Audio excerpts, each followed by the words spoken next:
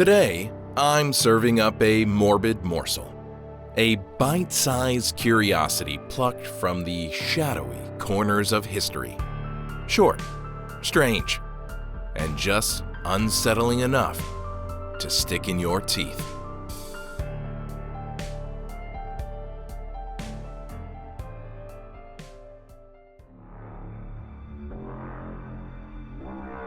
Baltimore, Maryland, February 1951. A woman walks into Johns Hopkins Hospital alone. She's 31 years old, a tobacco farmer's daughter from Clover, Virginia, a mother of 5. She's been bleeding for months, a deep, persistent pain she has kept mostly to herself, not wanting to worry anyone. Johns Hopkins is one of the only hospitals in Baltimore that will treat black patients. She is taken to the colored ward. A doctor examines her and finds a large malignant tumor on her cervix. Aggressive, already spreading. Before her treatment begins, a surgeon takes a small sample of her tissue. He does not ask her. He does not tell her. She doesn't know it's happening. Her name is Henrietta Lacks. The cells taken from her body that day will outlive her and continue multiplying more than 70 years after her death, changing the course of human medicine forever. She will receive none of the credit while still living. Her family will receive none of the money for decades. And for over 20 years, they won't even know her cells exist.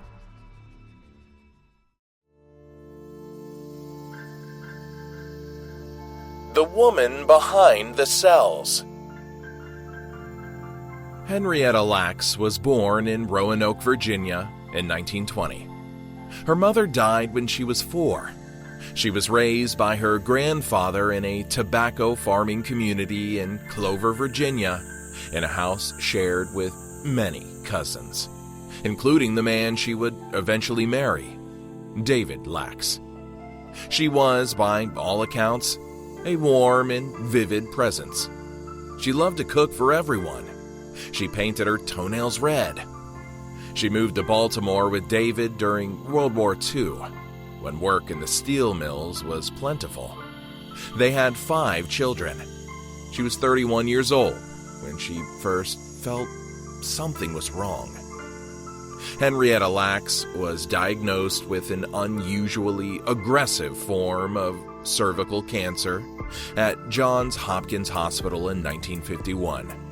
Tissue samples were taken during her diagnosis and treatment, and portions were passed along to a researcher without her knowledge or permission. That researcher was Dr. George Gay, head of tissue culture research at Johns Hopkins. For years, scientists had been trying to grow human cells outside the body, cells that could be used to study disease, test treatments, develop vaccines. Every attempt had failed. Human cells would survive for a few days and then die. Henrietta's cells, though, did not die. They doubled, and doubled again, and kept doubling. HeLa cells were propagated into an immortal human cell line by George Gay. The word HeLa was devised using the first 2 letters of her first and last names, initially to keep her real identity secret. Henrietta Lacks died on October 4, 1951, 8 months after her diagnosis. The cancer had spread to nearly every organ in her body. Her cells were already in laboratories all across the country. What her cells built. The scale of what HeLa cells made possible is almost impossible to overstate. At first, the research stated that HeLa cells had been used in more than 75,000 studies, contributing to a multi-billion-dollar industry. But then, by 2018, NIH identified more than 110,000 scientific publications citing the use of HeLa cells. They enabled breakthroughs, including the development of the polio vaccine, advancements in cancer research, AIDS research, and gene mapping. Researchers used HeLa cells to study the effects of zero gravity in space and to test human sensitivity to various products. They were used in the development of the COVID-19 vaccine. They were used in IVF research, contributing to the most common fertility treatment in the world today. One estimate puts the total amount of HeLa cells grown over the decades at more than 50 million metric tons. Despite the scientific and commercial success generated from her cells, Henrietta Lacks' family remained unaware of their existence and widespread use for over 2 decades. When they finally found out in the late 1970s, when scientists contacted the family looking for blood samples to further their research, no one explained it to them properly. They were rightly confused, frightened, and given no meaningful information about what had been done or why. The Lacks family, facing financial hardship and lacking adequate health care themselves, received no compensation from the profits derived from HeLa cells until decades later. The family that couldn't afford health insurance was keeping the medical industry alive. This was not an accident. It would be convenient to call what happened to Henrietta Lacks an oversight, a product of its time, a gap in the law. But Henrietta Lacks didn't exist in a vacuum. She existed in a medical system with a long, documented history of treating black bodies as raw material. A system that had been doing this for well over a decade. The father of gynecology. In the 1840s, a full century before Henrietta Lacks walked into Johns Hopkins, a white physician named J. Marion Sims was working on a surgical solution for a devastating complication of childbirth called vesicovaginal fistula, a tear between the bladder and vagina that caused chronic leaking, infection, and social isolation. It was a real problem, a serious one, and Sims did eventually develop a surgical technique that helped women. Here's how he developed it. Sims performed painful experiments without anesthesia on enslaved black women in Montgomery, Alabama, between 1845 and 1849. He legally needed permission only from the women's enslavers. And again, don't miss this part. Sims performed these operations without anesthesia. His experiments began just before surgical ether entered medicine, but continued as anesthesia became available. They also occurred within a medical culture saturated with racist beliefs about black people's lack of sensitivity to pain. That belief was not science. It was a justification. At least, it was used as one. 3 women's names survived in the historical record: Lucy, Betsy, and Anarcha. Lucy was the first to be operated on, an 18-year-old who had given birth a few months prior and hadn't been able to control her bladder since. During the procedure, patients were completely naked and asked to perch on their knees and bend forward onto their elbows. Lucy endured an hour-long surgery, screaming and crying out in pain, as nearly a dozen other doctors watched. As Sims later wrote, "Lucy's agony was extreme. She developed severe blood poisoning. It took months for her to recover." Sims just kept going. After roughly 30 failed operations, 30 failed operations on Anarcha, a 17-year-old enslaved woman who had endured a traumatic labor and delivery, Sims finally perfected his method. Afterward, he began to practice on white women, using anesthesia. Sims was later celebrated as the, quote, "father of modern gynecology." He had statues erected in his honor in New York City's Central Park and all across the South. The women who had made his career possible, as you can probably guess, were not named on a single one of them. The government's experiment. 100 years after Sims' operating room, the United States government ran its own little experiment. In 1932, the United States Public Health Service launched an experiment in Macon County, Alabama, to observe untreated syphilis. They enlisted 600 black men, 399 of whom had syphilis. By concealing the experiment's purpose and the infected men's diagnosis, they got away with it. The men were told they were being treated for, quote-unquote, bad blood, a vague local term that covered everything from fatigue to anemia to syphilis. They were given free meals, free physical exams, rides to and from the clinic. It seemed like a good deal. And a burial stipend of $50 because they were desperately poor men, and $50 represented the only form of insurance their families had. Even after penicillin became widely available and the standard treatment for syphilis, researchers still did not even offer it to the men. I know I keep repeating myself, but I need you to hear this. Penicillin was widely available, and it was the standard treatment for syphilis at this time. Yet these black men did not receive it.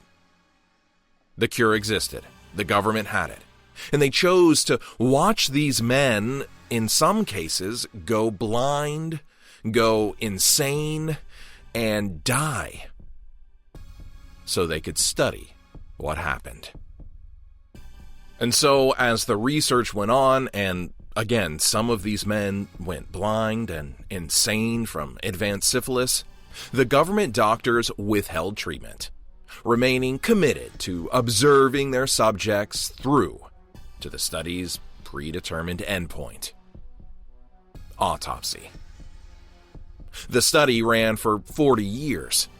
It was ended in 1972 after a New York Times story caused a public outcry that led to a government investigation.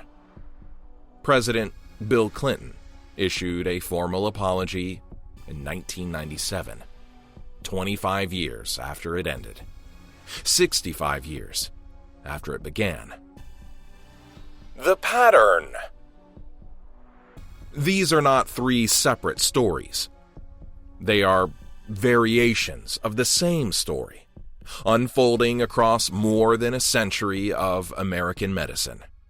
It's a story about a medical system that looked at black patients and saw something other than people.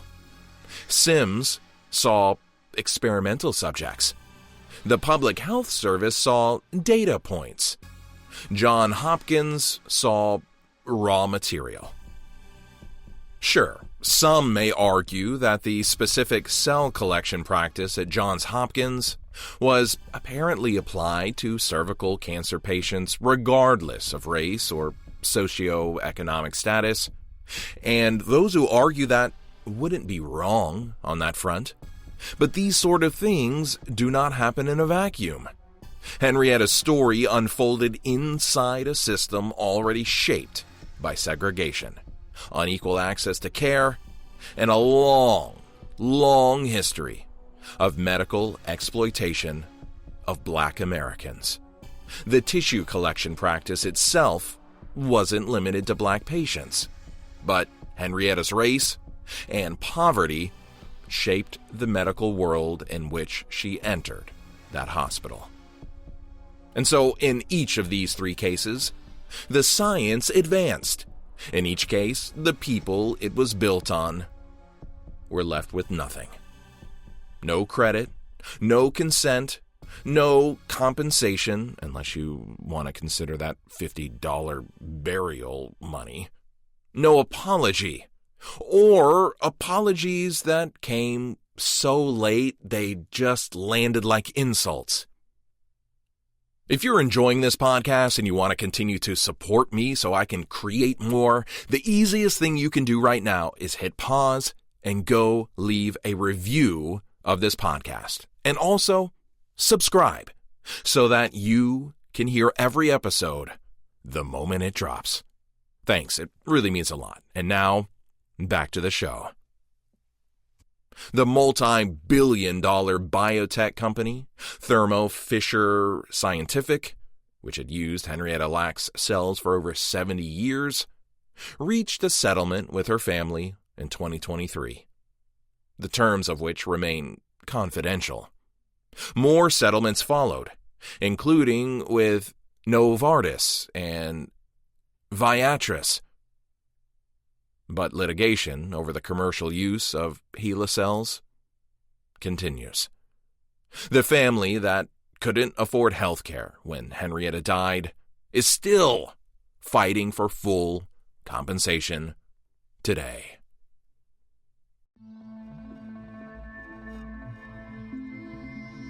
Henrietta Lacks' cells have been to space. They helped develop the vaccine that brought the world to the brink of eradicating polio. They contributed to research behind COVID-19 vaccines administered billions of times around the world. She did not choose any of this. She went to one of the only hospitals in Baltimore that would treat her, in the colored ward because of segregation.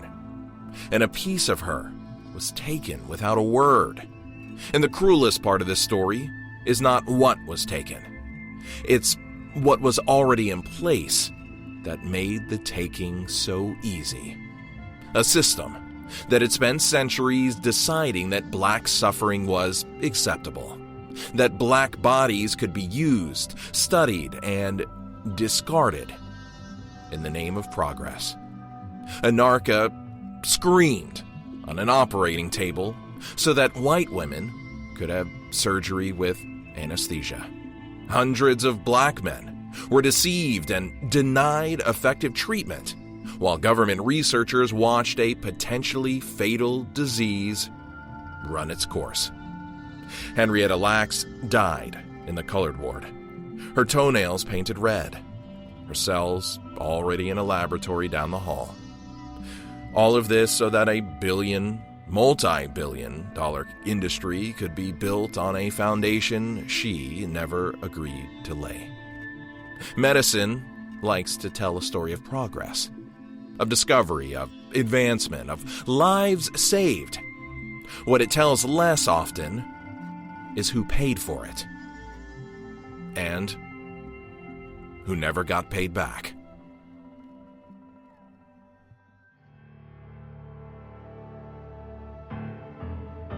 And that, dear listener, wraps up this Morbid Morsel. I'm your host, Thomas Gloom. And as you digest this nasty little treat, I know your hunger will once again grow. And when it does, I'll be back with more history for you to sink your teeth into. If you enjoyed this episode, please leave a review. I'm serious, just stop right now and go leave a review. It is a wonderful offering to the algorithmic gods, and I'd really appreciate it. And if you want to stay up to date with all the morbid history happenings, then you gotta follow me on TikTok and Instagram at Morbid History Pod. You can also find me on Substack, where I write long-form articles on the history you won't find in the textbooks and narrate every one of them myself. Be on the lookout for the next full-length episode of Morbid History in 2 weeks' time. Until then, share this episode with some friends and stay curious.